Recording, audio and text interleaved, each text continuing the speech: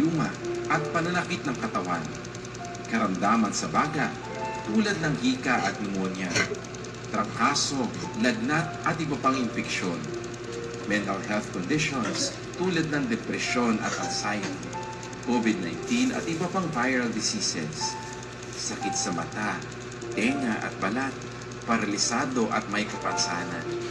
Hipuin mo po sila, O Diyos, at pagalingin ayon sa iyong kalooban.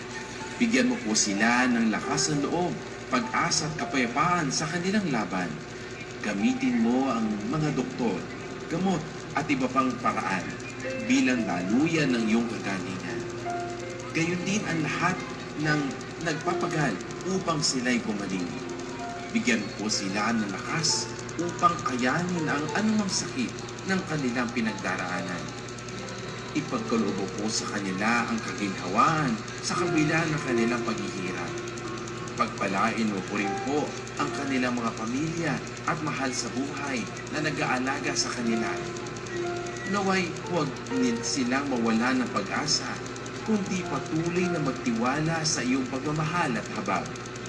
Sa lahat ng may mabigat na dinadala, ipaalala mo sa kanila na hindi sila nag-iisa.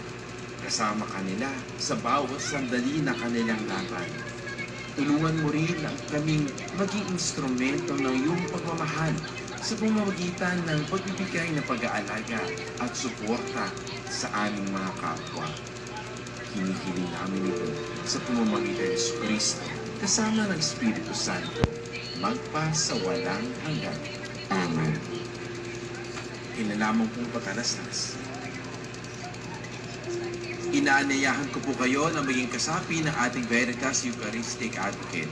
Ang inyo pong tulong na ibibigay ay ilalaan para sa patuloy na pagpapalaganap ng debosyon sa banal na Eucharistia sa makabagong panahon. Kung kayo po ay interesado, tumawag lamang po kayo sa ating Veritas Religious Department sa kanilang landline 8925-7931, local 129,